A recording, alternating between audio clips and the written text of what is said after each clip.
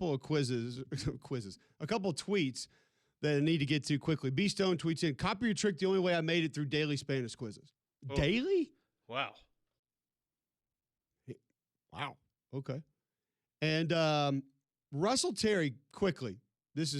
I have to get this one out. McElroy and Cubelic had a fraternity brother who worked at the copy shop at Troy State. Got the copy of the final for, you guessed it, World Religion. Made 100. Got an A. Somewhat of an ethical dilemma. But it was religion, not ethics. A is an A. Hey, you do what you got to do. You do what you got to do to get through. Barry Tremmel joining us now on the Higginbotham Hotline. Barry, I have a quick story for you of the main reason we would like to have you on today. I was going through some old football cards of mine for my kids who are now into it, and I come across a card that I had never seen before, a name that I just plain was not familiar with. Buster Rhymes for the Vikings. I'm like, what? How? I need answers. I start doing some digging. I have a friend that played Oklahoma. He gives me the whole rundown, essentially tells me his story, Barry, was this is the reason that we had every rule we had at the athletic dorm when I played at Oklahoma. And then I see some of the highlights of him returning kicks, ends up an incredible football player. So I'm like, well, let's just get the Oklahoma historian on himself, Barry Tremmel, to tell us about Buster Rhymes. First off, how did he arrive in Norman, Oklahoma from Miami as such a talent? Well, as back in the day, Barry Switzer recruited a bunch of guys from South Florida in the 70s, early 80s. They had a pipeline down there. I forgot if it was a certain coach or what. Elvis Peacock came from Miami and was a really good OU halfback. Mike Riley was a linebacker, guys like that. And then Buster Rhymes came with about the coolest name of any of them. And as a freshman at OU, they got short at halfback, and he ended up being the wishbone halfback. Starting as a freshman, they go to Lincoln, and he has a huge game, a hero of the game, and a big win over Nebraska, and he sort of became a legend. But he couldn't stay out of trouble. Eventually got kicked off the team. Redid his life, remade his life, got himself straightened out, and Switzer brought him back, and this time he was playing wide out and ended up being a really good receiver, kick returner, and then played in the NFL. So, yeah, that's back in the day when Switzer had this thing for cool names from his halfbacks. Elvis Peacock, Horace Ivory, Buster Rhymes. We don't really, everybody's named Jalen today, so we really don't get that kind of thing. But Bosworth. Yeah, that's right. So anyway, it was a fun time. Yeah, I remember I went out and did a story on Buster. I met him at his apartment in Oklahoma City, in between his 10 years at OU, and he was trying to get himself straight. And he'd gotten into some legal trouble. Nothing terrible. He might not have in today's era. It might not have been as bad. Sooners might have figured out a way to keep him, but he came back and ended up being a good story. Had a pretty good career in the NFL. So let's just get this out now. Barry Tremmel joining us on the Higginbotham Hotline. The machine gun story, real, not real? I think that was probably real. That was in the dorms. Some legends get told and they're just so fantastic that people just repeat them. But so many people have said it. The dorms in those days were different than today. Today a lot of players don't live in the dorms. Back then, most of the players lived in the dorms. Oh, you had to. Hell, my day, Barry, first 2 years you had to. This was before my day even. Yeah, I mean, when I was a teenager, I delivered pizza. And I delivered to the football dorm all the time when I was in high school.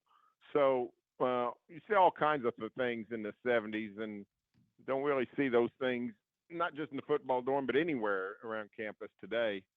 But, yeah, I don't know if some of the Boz stories or some of the Buster machine gun stories true, but I tend to think it was.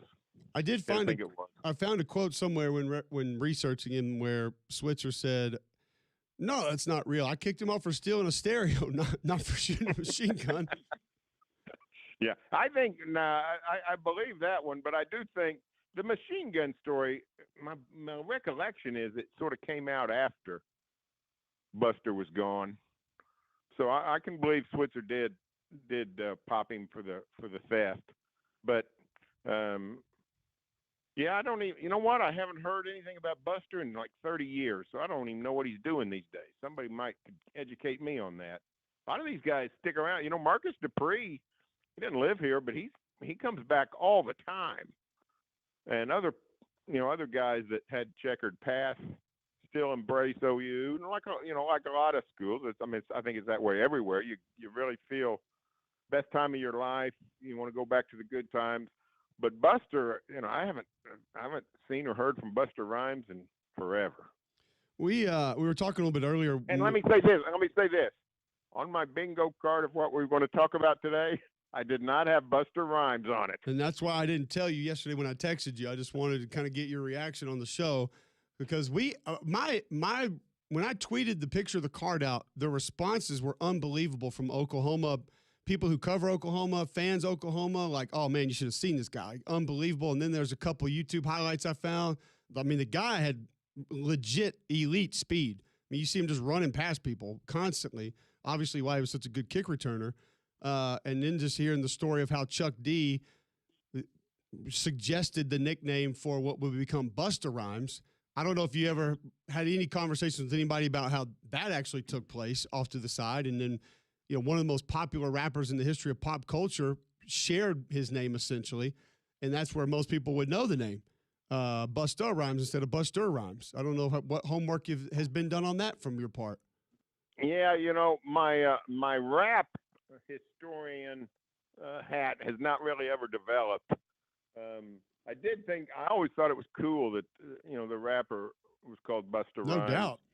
Sort of like there was a music group in the 90s or early 2000s that named itself Mookie Blaylock after the old OU point guard. So they run a race with the two best athletic music connections in Oklahoma history. But no, I don't know too much about the roots of the rapper. But a cool story nonetheless. When we were looking into it, we were talking about just kind of college programs today and how, because we got a caller yesterday that was like, oh, the way that Barry ran his program and these guys, this, that. And I was like, hold on now. That was pretty much every high-profile college football program in the 80s, early 90s. I mean, now we have these GMs and they want these revenue share guys and these, pro development guys. You almost had to have like you better be able to get us out of this guy back in those days, Barry. Did you not? Yeah, it was a different time. Looking back at Switzer, he had a long, long leash for guys that were sort of troubled kids, which I think Buster Rhymes certainly fits, and people who came from difficult backgrounds.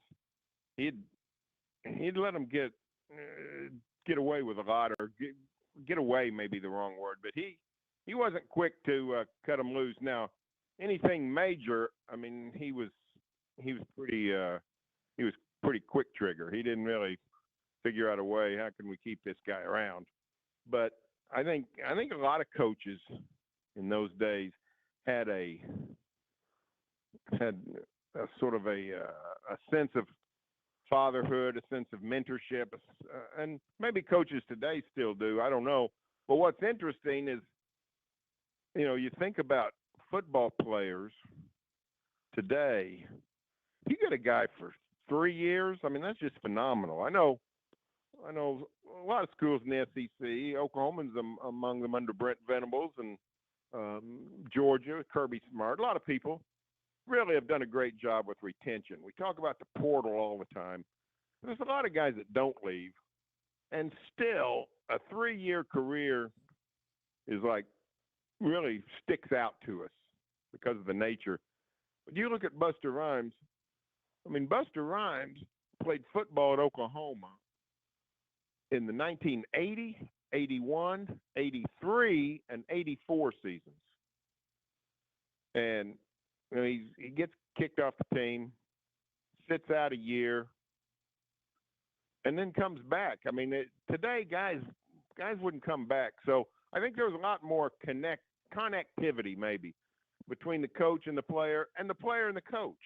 And if you want to substitute program for player, you can. But I just think, to me, that even in bad situations, we call it loyalty. That's probably the wrong word. But there was a lot more connection, I think, with people. We're much more migratory today as a society. High school kids don't stay in one place at one school very long. College, pros, everybody is just a lot more migratory. I don't think there's any doubt. And like you said, he'd have been kicked off the team and he'd have been picked up somewhere else in 2 days with the kind of talent that he had, and he'd have been playing there. I did want to ask you just a little bit about right now Oklahoma in this offseason. We know John Mateer coming back. I have a little bit of a concern with the lack of depth comparatively on this defense. I think the guys that are going to be out there can be great. And listen, you might not have another R. Mason Thomas, but they're going to have enough up front to be problematic.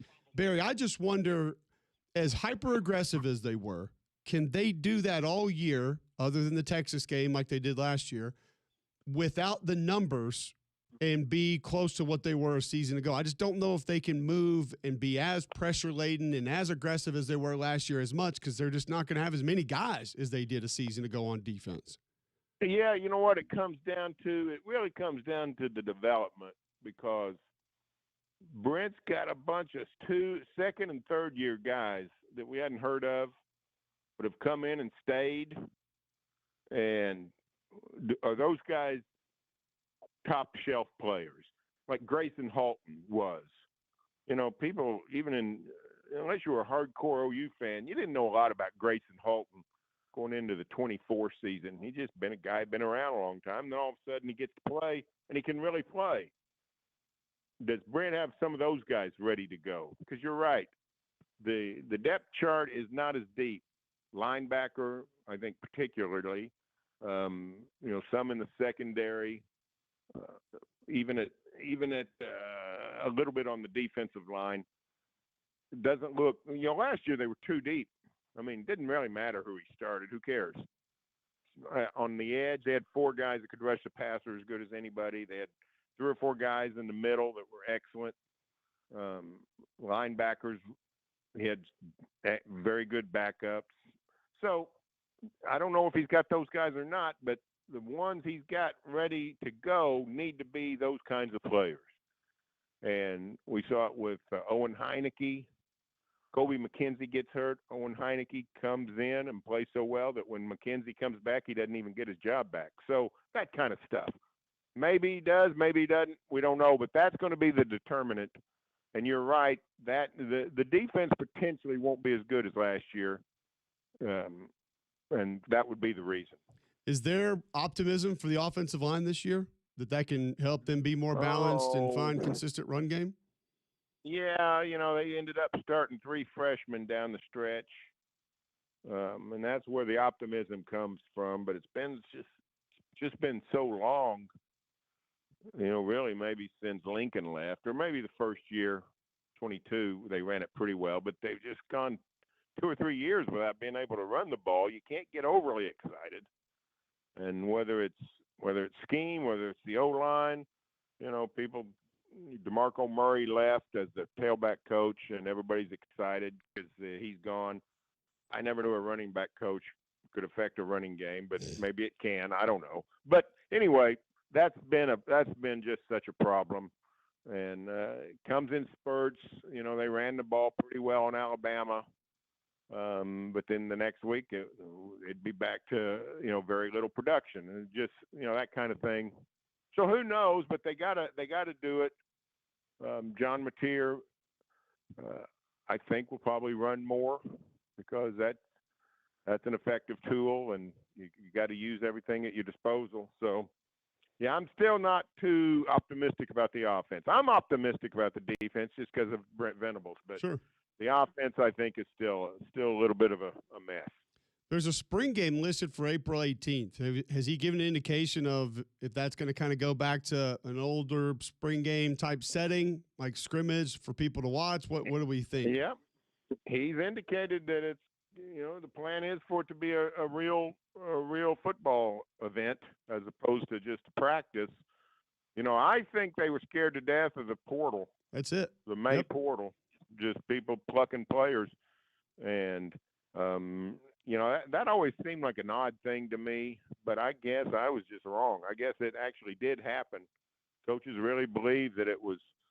Coaches are fairly paranoid. They wake up paranoid, but maybe that was a reason to be paranoid. So but they believe in the finality of the January portal now, so they're willing to put their guys out on display. So we'll see. A couple offensive line injuries have wrecked more than one spring game, so that could happen again. But for now, I think they're going to play some football. There you go. Barry, awesome stuff, man. We love having you on. Great stuff today. Appreciate it, and we'll do it again soon. Okay, see you guys later. Yes, sir. Barry Trammell, the Oklahoma legend, joining us on the Higginbotham Hotline, talking with Buster Rhymes today. Go check out the YouTube if you hadn't seen it. Dude could burn. And they used him in the option, too. He wasn't just a receiver, kick return guy. Like, they'd pitch him the football out wide, and he would run past people. He could go. So I love that he didn't have any idea that's where we were going today, too. And went right into it, no problem. Yeah. Didn't even mind it. You should probably mind that flu season is happening. It has hit our home. It can hit your home. It's everywhere. Make your home healthy with Trane's Clean Effects Home Air Cleaner. Removes up to 99.9% of airborne particles, including those that cause virus. 100 times more effective than standard air filters. 8 times more effective than HEPA room filters. Find a dealer near you at Trane.com. It's hard to stop a train. We have talked about a lot of randomness today, and we're going to try to keep it back in between the college football lines for a little bit longer. We mentioned top playmakers returning in college football. Where might some of those be? There's a list that's out now. We'll get to that. Mitch Sherman is going to be with us in about 15 minutes as Nebraska has open spring practice. What is that going to look like? What's that quarterback situation going to look like? Is there finally some real reason to believe that program gets back over the hump? Mike Rodak's going to talk Bediako's situation at 9 a.m. So we got a lot more to go. All coming up next right here on Jocks.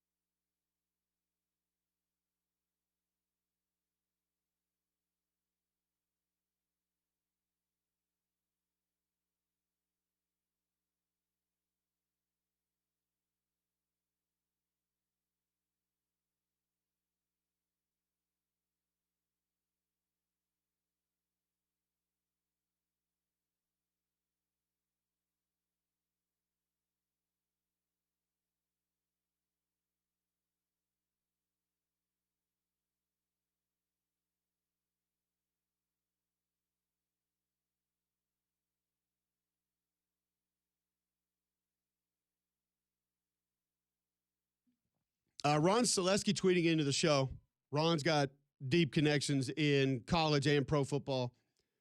He said, at Mac and Cube, I had a college teammate from North Miami who knew Buster. All the stories are true. I didn't really need Barry Trammell to stamp that with his approval, but because of the folks that I know that have been at Oklahoma. But yeah, it's also Rod tweets in, I took a computer program class in college. You had to have your project date stamped by certain dates. Well, yeah, I've played similar games with that too before when you could just change the clock on your computer. Did you not do that? It was feasible. There's some ways to do some things, yeah. He said, I didn't meet those, but had a buddy at the computer center that would come in after hours and change the mainframe clock so I could run my stuff. Yep, attaboy. There it is. Attaboy. Mainframe clock. Relationships, That man. sounds Gotta have those serious. connections. Just hack into the mainframe here and change the time for you. I mean, honestly, he just probably took a key, opened the door, and yeah. Christian Cooper tweets in, the Mookie Blaylock music group was Pearl Jam. That's accurate, right? They started out as Mookie Blaylock and then changed to Pearl Jam. Why did they change to Pearl Jam? My guess is they may have probably gotten sued. You didn't watch Behind the Music? If I did, it was a while ago. It's not like I can just pull it up right now. Actually, you kind of can. It is on Paramount Plus. EZ tweets in, see Marcus Dupree a lot buying snuff at my beer store in Hattiesburg. Big OU sticker on the back of his ride. # legend. Oh, there you go. Oklahoma, man. They've had some characters. I mean, I remember the day on the show when it was announced that they were going to the SEC with Texas. And I asked the question, I said, who do you think has the greater lore in college football? And it was almost a unanimous Texas. And then we started going through the history. Right. And it ain't even close. Oklahoma. It's Oklahoma by a mile. And that's not a Joel Klatt mile referencing Ty Simpson. That's an actual mile. Sorry, I had to be done. It's all good. It was too easy. It's all good. I mean, it's Heisman's, national championships, conference championships, wins, first rounders. That's where Texas really gets smoked. Yeah. What'd they go like? Didn't they go a decade plus without a first rounder? Yeah, I think it was, 12 years? I think it might have been 12. When you're bragging about Lima Swede. God almighty, I hadn't heard that name in a while. Wasn't it just brought up? Didn't Greg throw that at me for the Steelers? No, he's talking about Roy Williams. He's talking about Roy Williams. Yeah. But Lima Swede that's a deep pull too. No. Trust me, that one hurt. Steelers trying to take him. I was like, no, we did not. Lyman Sweet. You are usually so good at this, and that one's not going to work. He's not fast. No. Don't do that. Please don't do that. Did that. Yeah. Didn't work. Yeah. Did not work. Yeah, it's there hadn't been a lot of those kind of guys. If you just looked at and said 10 most lethal playmakers in college football for next year. Brad Crawford has this list out right now. If I ask you right off the top of your head, who's the first guy comes to mind? Malachi Tony. Number one. Yeah. There's another that's close, but the reason it wouldn't be Jeremiah Smith for me is Malachi Tony will touch the ball in different ways. Mm-hmm. He'll line up at quarterback. They'll kind of let him throw the ball a little bit. Kick returns, Jeremiah Smith is not going to get the touches. He just isn't, because Malachi's will be forced, excuse me. His touches will be forced in a different way than Jeremiah Smith's will. He has an interesting name at 3. If you guys want to go past those two of who you think may possibly be next. And then he has one gigantic mistake on his list. Deuce? Is number 4. He technically doesn't number them, but in the order that he has, Deuce Robinson is 4th. He actually has Keywan Lacey 3rd, which I love. Yeah. Yeah. Yeah. I mean, we don't think all the time playmaker as far as guy you can just lean on, which Keywan is that for Ole Miss, but also a guy that can create explosive plays. Mm-hmm. He is a legit difference maker. Then goes Deuce Robinson, wide receiver at Florida State, was great last year on a team that was not. 19.3 per catch last year. That's amazing. Then he goes Nick Harbor, South Carolina. He looks like it. Which you gotta be more consistent. Now, if you're just saying ability to create explosives, absolutely has 100%. it. 100%. Yeah. He references in the story touchdown receptions of 64, 54, 47, 80, and 53, while establishing himself as a prolific deep threat. Right. but not reliable target Right. down the field. Let's say prolific. Yes, just not yet. Not yet. Leonard Moore, corner, Notre Dame. I was wondering. I said, I wonder if he's going to have anybody on defense, because there are a couple that I think probably should be referenced that won't make the list. Cam Coleman, Texas. Ahmad Hardy, Missouri. Caleb Hawkins, Ohio State. Trey Richardson, Louisville, who is big time, deserves He to be on the transferred to list. Louisville? Yeah. Wow. Mm-hmm. Yeah, he's a home run waiting to I happen. mean, the reason Vandy got him is we got to stretch the field both horizontally and vertically, and he can do that. He can help you do that in different ways. I would have Dylan Stewart on here before I would have probably Nick the one I Harvard. was thinking. Yes. Because when you think about explosive plays, we always think 80-yard touchdown reception, kickoff return for touchdown, reverse, going for touchdown. But, like, when you can get a strip sack fumble, yes, or you can hit the quarterback and the ball deflects up in the air and that's intercepted, like, that's as bad of explosive play as you could ever ask for. Yep. And he can create those. Like, he can jar the ball loose. He can chase a quarterback down. If he gets a little better setting the edge in the run game, he can obviously create problems there. And that's what got me thinking, is like, who would the defensive guys be on this list? But we'll have time to talk about that. We'll do that a little bit later in the show, spend more time on it. What is the explosive capability for Nebraska going to look like on either side of the ball? We'll discuss that next right here on Jocks.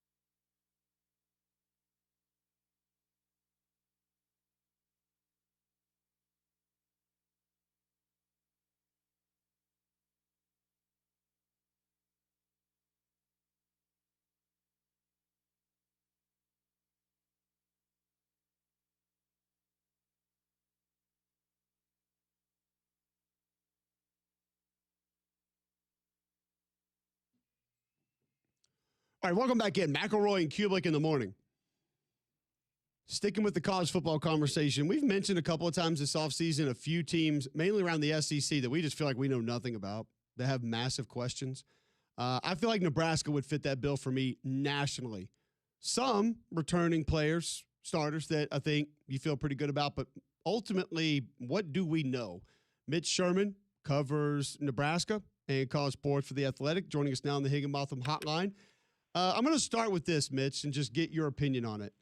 Dylan Raiola, we know the talent. A lot of his career at Nebraska, to me, was eye roll worthy. I'm not going to go any further with it. I just feel like that's probably the best way to describe it.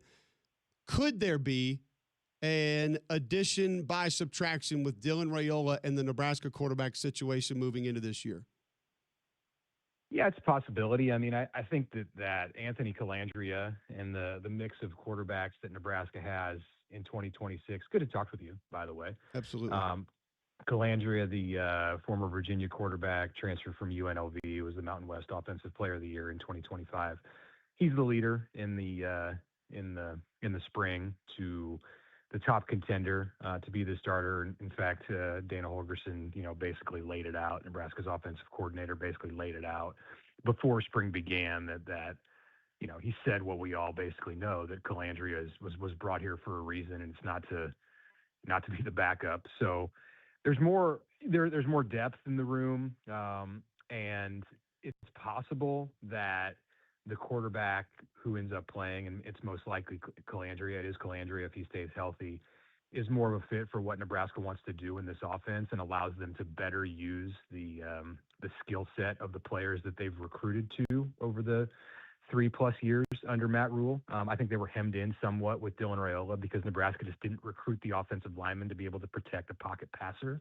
And you saw that when the competition increased midseason last year in Michigan, in a 3-point win at Memorial Stadium, racked up 7 sacks.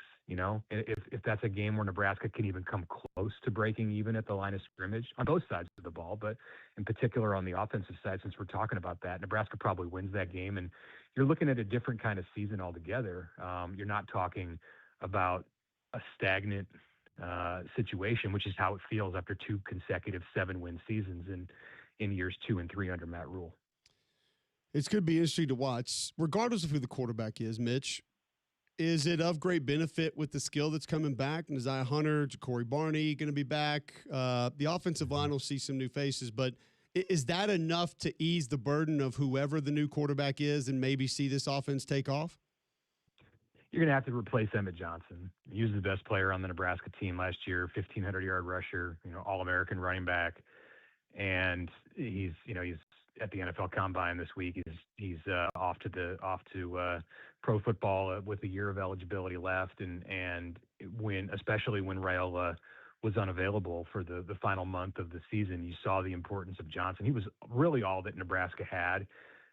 There's talent at the receiver and tight end spots, but TJ Lateef, the true freshman who stepped in for Raiola, had a difficult time getting the ball to those players. And you saw that against Penn State and Iowa and against Utah in the Las Vegas Bowl, and Nebraska lost in blowout fashion in all 3 of those games. And that's really what left a sour taste in the mouth of Nebraska fans. It's not so much the fact that they won 7 games. I think that was almost palatable. One more win, I think, would have been seen as progress. It was the way that those games at the end of the season looked, and the fact that Nebraska wasn't able to use really any of the weapons that it had on offense. You mentioned Hunter and Barney, and they're both back, and they're both dynamic receivers with different skill sets. Nebraska also added Quasi Gilmer from UCLA, and all 3 of them are potential wide receiver ones or those types of players in the system. So if Anthony Colandrea can get the ball to those guys, if he has time to throw, then they're positioned to have success offensively. But it's going to be in part dependent on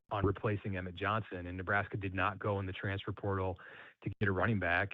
It's the expectation is that the players who were Johnson's backups last year and a true freshman are going to come in and carry the load at the running back spot this season. We're talking Nebraska football with Mitch Sherman on the Higginbotham Hotline. From a resources perspective, kind of just where everything is, there's no need to think that there's any of that holding the program back from being competitive in the Big Ten, correct? Like if you just gave our listeners a 1,000-foot view of where everything is there's nothing like that should be of any real concern, correct?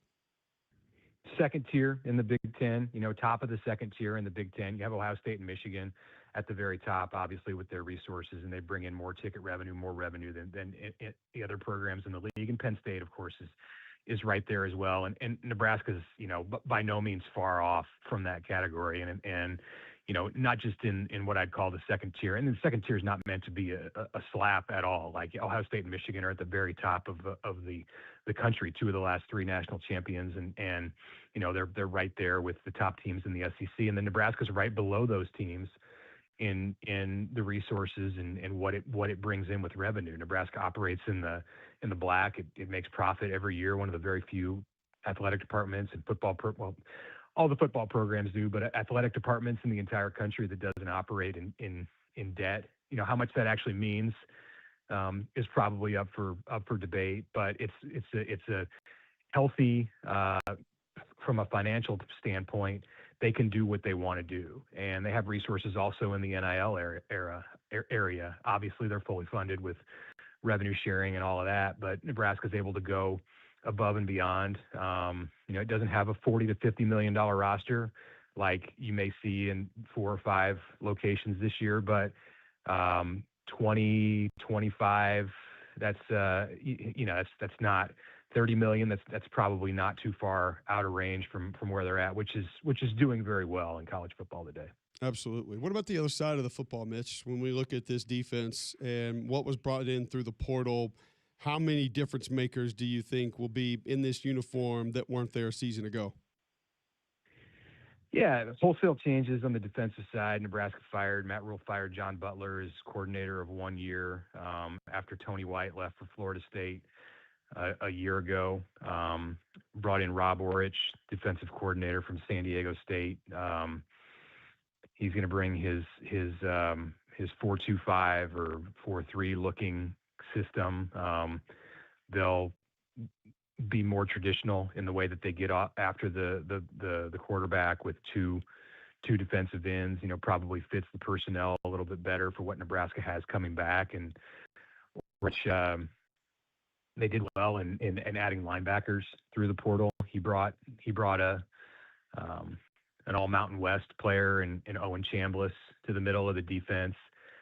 And Nebraska returns a good amount of its defensive production from 2025. The problem is that the Huskers were just really bad in stopping the run last year, and that got them in a ton of trouble in November in the Big Ten, and that's got to be fixed.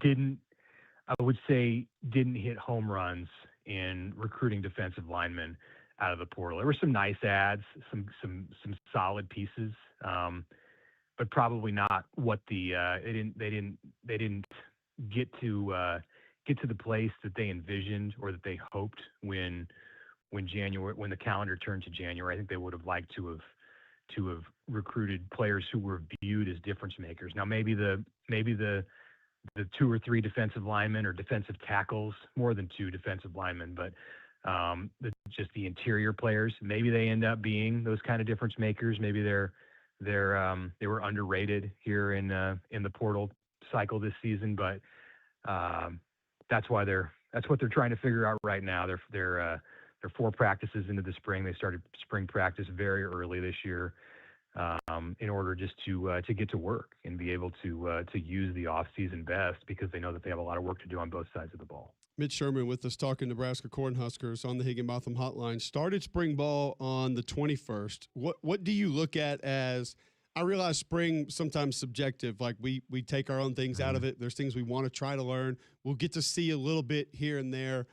What do you want to try to come away with answer-wise from this spring from Matt Rule's team?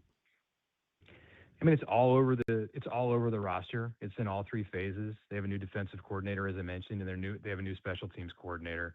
Mike Eckler from Tennessee was a godsend for Nebraska last year in fixing a part of the team that had been bad for a number of years, including Rule's first 2 years at Nebraska, and he bolted for USC after the season. So Nebraska's kind of back to square one with where it's at in special teams and opted to promote from within. Felt that they could continue to use a lot of the principles that Eckler brought to Lincoln. We'll see. So I'm curious in that area, and that's going to be hard to tell in spring football. You're not going to see a lot of special teams, but it has been good to hear from those coaches, from the coordinator who was promoted, and that may be all we know about special teams until they get on the field in September. At least all we know publicly.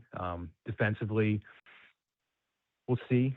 Again, they get out there in a spring game on March 28th. I don't know. It'll be vanilla as they always are. I don't know how much you're going to be able to tell about like what this defense is going to look like. It's more about anecdotal evidence that we get from players, from assistant coaches, from the head coach himself about the progress that not just the new players are making in the program, but Nebraska did do well, and this is probably an underrated aspect of what happened in January, did do well to retain its talent. I expected after 4 losses in 5 games to end the regular season or to end the season overall, including the bowl game, that they would take some substantial hits in the portal. And of course, they did lose Raiola, but it wasn't a roster-wide thing. In fact, I think a lot of that NIL money went to retaining the talent that Nebraska has been developing in this pipeline. So, how are those guys progressing on the defensive side? And then offense, it's just kind of about identity. It's just kind of about figuring out what you're good at. And Holgerson was very upfront at the start of the spring or before the spring, maybe more upfront than what I think makes people comfortable in saying they've got to figure it out. They don't know at this point until he gets out there on the field and spends time with the players what they're going to be good at in offensive football this 2026 season. Absolutely. Really appreciate the time, Mitch. Great stuff. Great updates on the Cornhuskers who have already started spring practice. And by the way, not one of the teams that I would have expected to go early. Just thought you might want things to warm up a little bit. Yeah, just so. It's in the 60s here at the end of this week. Oh, so let's go. Feels like spring. Perfect football weather. Thanks for the time. We'll do it again soon. Thanks, guys. There you go. Mitch Sherman, he covers the Nebraska Cornhuskers, giving us a little update since they have already started spring football. A couple other teams have started as well. Clemson getting going. BYU got going yesterday or today. Clemson started a couple days ago. So spring practice underway. We'll take a look at some of the SEC teams that are going next week, some questions we have for them. And we'll go back to that playmaker conversation, which will include some of those SEC teams. All that and more next right here on Jocks.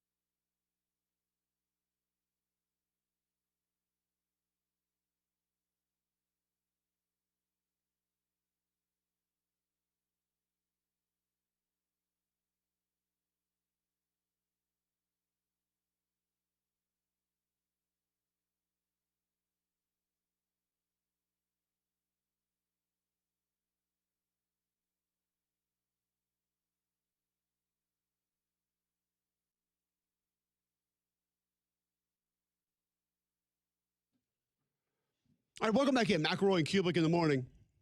8:47, Friday, February 27th, right here on Jocks. We were talking earlier in the show before we visited with Mitch Sherman on Nebraska spring practice getting underway. Top playmakers in college football for the 2026 season. If you thought guys that are going to be most explosive, there's a story up right now at cbssports.com. Brad Crawford, the 10 players have the ability to change the complexion of any game in one play. Top 10 most lethal playmakers going into 2026. Now, we mentioned the guys on the list, Jeremiah Smith, Malachi Toney. Those are the easy ones. Keywan Lacey, Ole Miss, I think is a good ad. Deuce Robinson, Nick Harbor. Leonard Moore, Notre Dame corner. Cam Coleman, Texas. Maude Hardy, Mizzou. Caleb Hawkins, Oklahoma State. Trey Richardson, Louisville. Who else maybe should be on the list?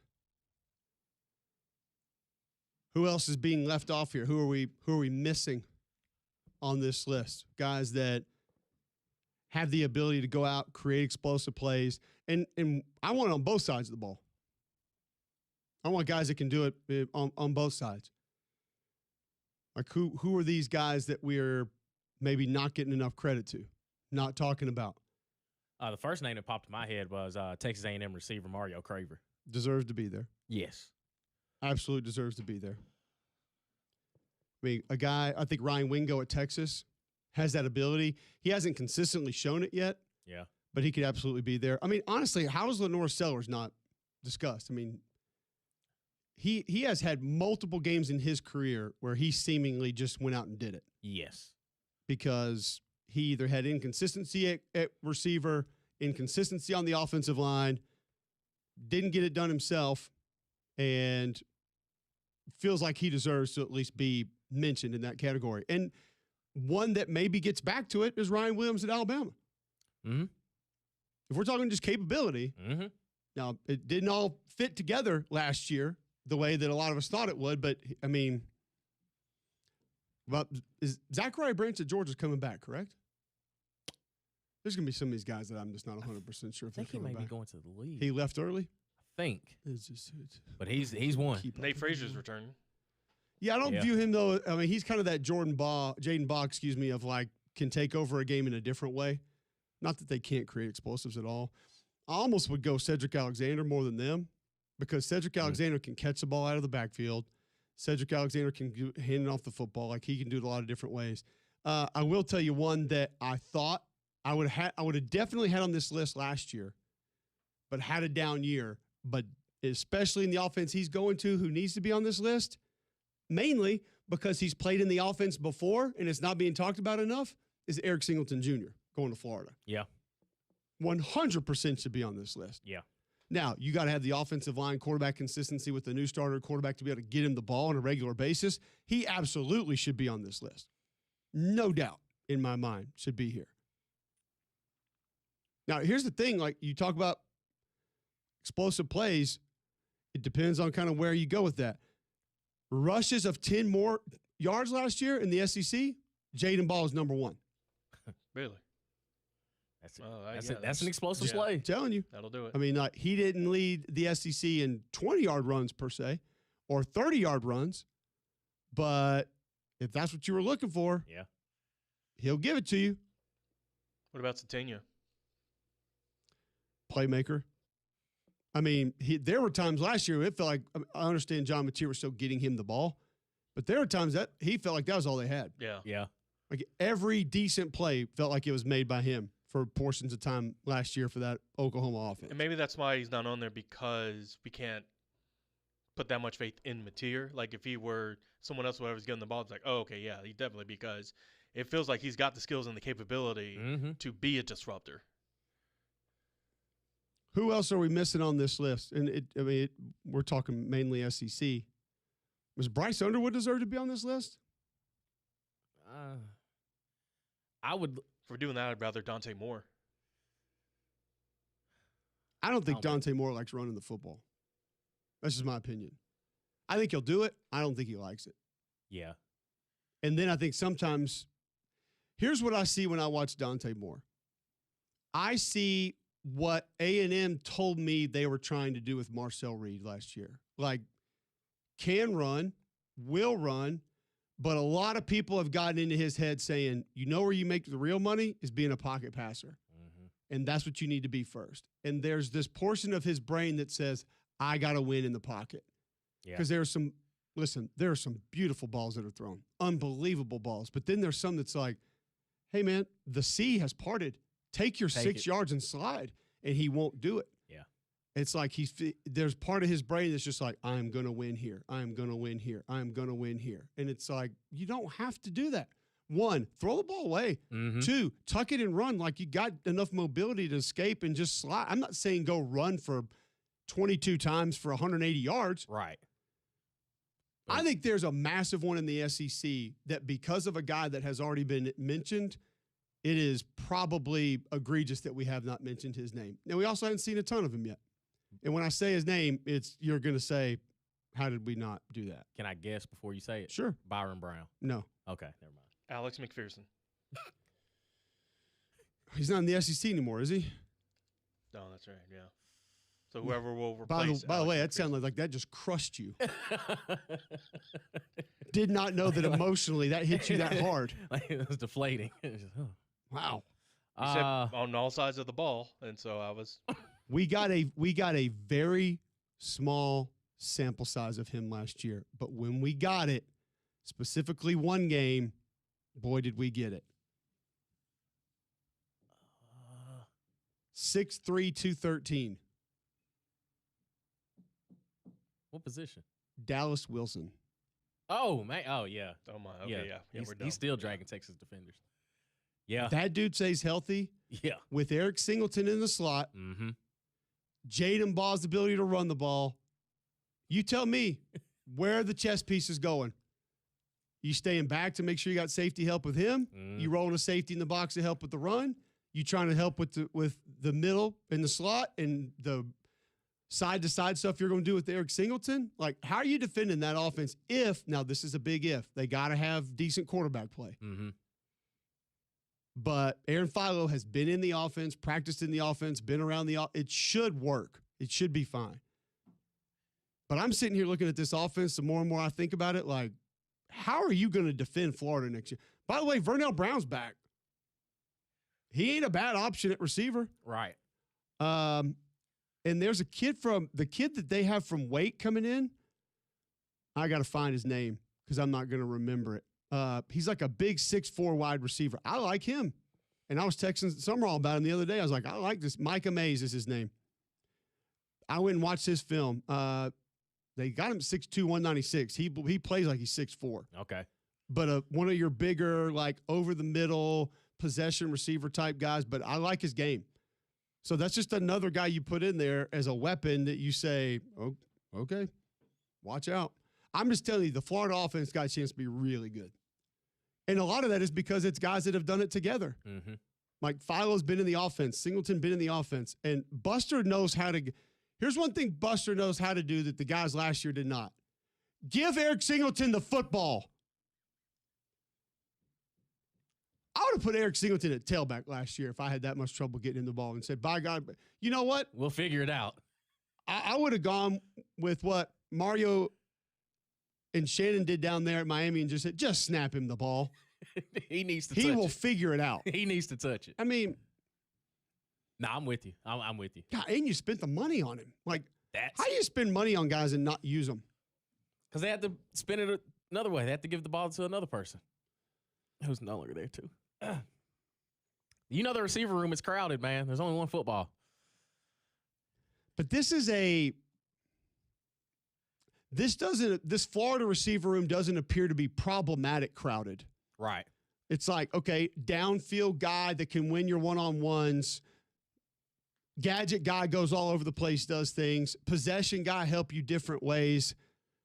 With a tailback that's going to command a ton of attention. Some decent quarterback mobility that can hurt. I mean, it's got a chance. Back with more next.